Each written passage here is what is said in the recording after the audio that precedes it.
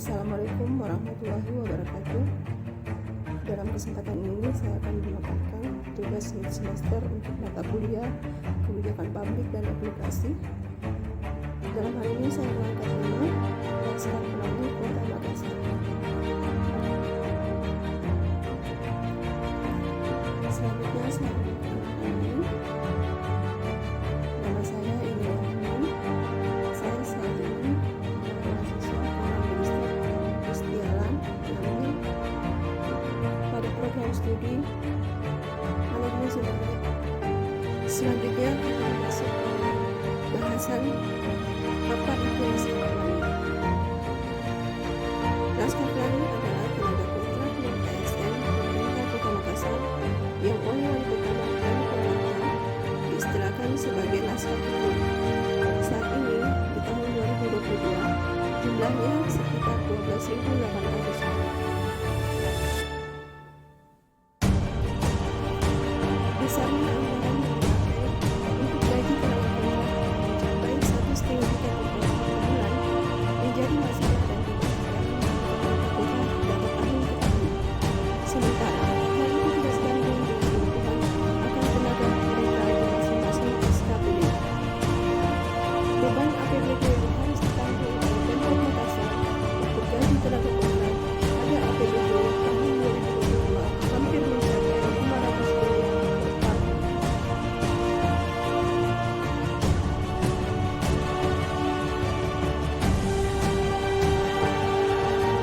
Kebijakan yang diambil oleh kota untuk mengefisienkan jumlah tenaga kontrak dengan menjalani seleksi tertulis tertuang dalam Perwali Kota Makassar nomor 22 tahun 2021. Hal ini merupakan salah satu upaya untuk mengurangi beban APBD tenaga kontrak yang dananya bisa dialokasikan untuk kebutuhan yang lebih lainnya.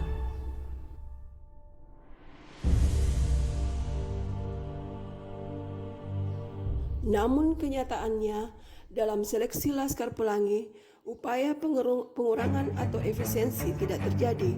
Yang terjadi malah penambahan jumlah menjadi 12.800 orang dari kisaran 11.000 orang tenaga kontrak pada tahun lalu.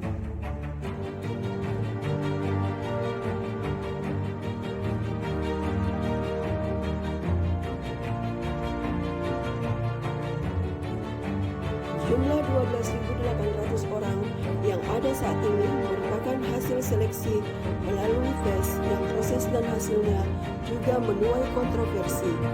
Tenaga kontrak lama yang telah puluhan tahun mengabdi, khususnya pada sektor-sektor pelayanan dasar, berguguran tidak lolos tes. Sementara ribuan yang lolos lainnya merupakan pelamar baru dengan kualifikasi yang tidak jelas serta mengisi formasi-formasi di SKPD secara acak.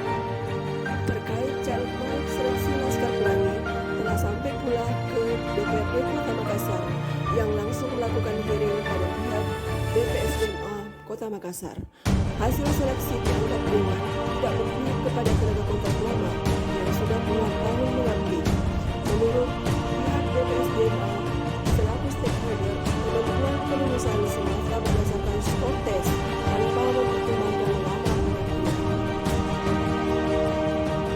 Adapun pihak-pihak yang terdampak dari kebijakan rekrutmen Laskar Pelangi, yakni tenaga kontrak lama yang pada umumnya tidak lulus, yang kedua adalah pelayanan publik kepada warga yang tidak terganggu, dan yang ketiga adalah SKPD sendiri sebagai pengguna jasa tenaga kontrak. Berikut keterangan dari Kepala BPSDMA Kota Makassar, Andi Siswa.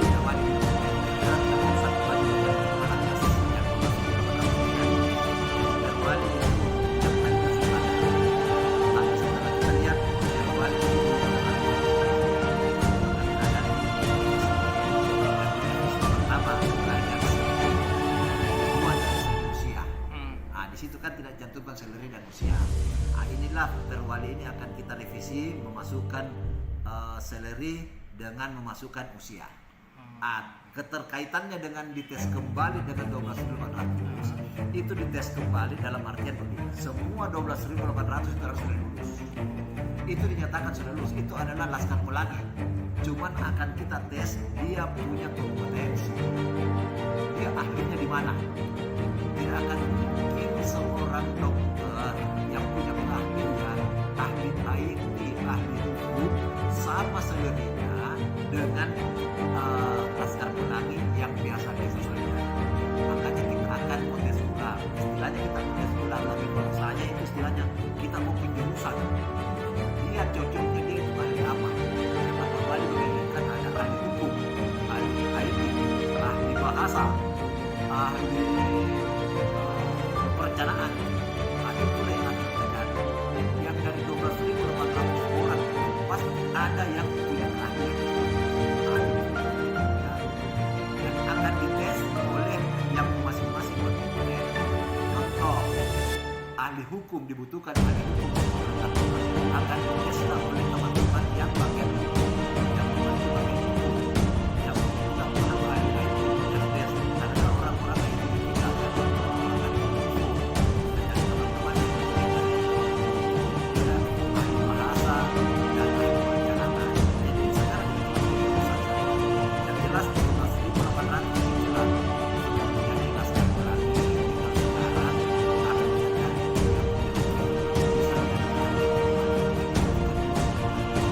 kapan dimulai. Nah ini kita selesaikan dulu perwalinya karena semua berangkat dari perwali. Dari perwali sudah selesai kita panggil kita ada revisi. Nah sudah bicara sama hukum, akan dibantu. Selesai di bagian hukum, kembali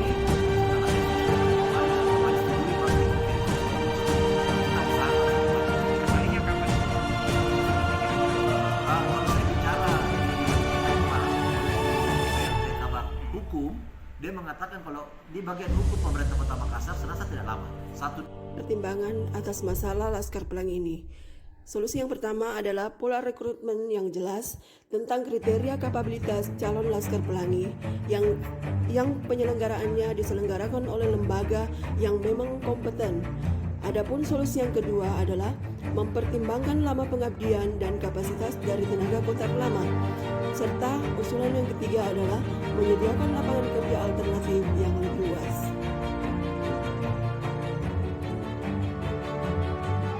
Alternatif solusi yang pertama, pola rekrutmen yang jelas.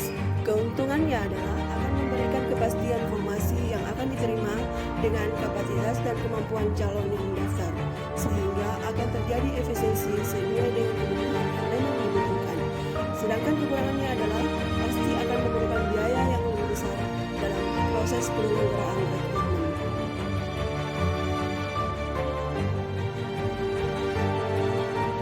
Alternatif solusi yang kedua adalah mempertimbangkan lama pengabdian dan kapabilitas tenaga kontrak lama. Keuntungannya adalah etos kerja dan pemahaman tugas telah dikuasai sehingga tidak memerlukan lagi peningkatan kapasitas aparat. Adapun kelemahannya adalah kurangnya inovasi-inovasi baru dalam rangka peningkatan kinerja organisasi atau terjadi stagnan. Alternatif solusi yang ketiga adalah penyediaan lapangan kerja alternatif yang lebih luas. Keuntungannya adalah jumlah tenaga kerja yang ada tidak lagi hanya menunjukkan harapan pada sektor pemerintahan semata. Adapun kekurangan, alternatif lapangan kerja yang bisa dibuka sangat minim. Hal ini terkendala dengan anggaran yang terbatas.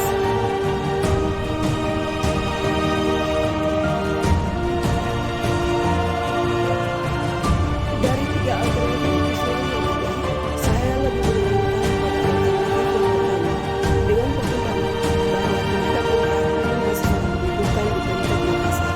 Namun, tenaga-tenaga yang dibutuhkan itu adalah tenaga mampu sesuai bidang keahlian, berkapasitas baik, dan merupakan hasil dari rekrutmen yang transparan dan akuntabel oleh lembaga yang kredibel dan bebas dari intervensi kepentingan politik. Demikianlah pemaparan dari kami. Terima kasih yang sebesar-besarnya kami ucapkan kepada dosen pengampu mata kuliah kebijakan publik, Profesor Amir Imbaruddin MDA PhD, serta seluruh rekan-rekan yang telah banyak membantu sehingga tugas ini dapat terselesaikan dengan baik. Semoga tugas ini dapat memberikan manfaat yang sebesar-besarnya bagi kita semua.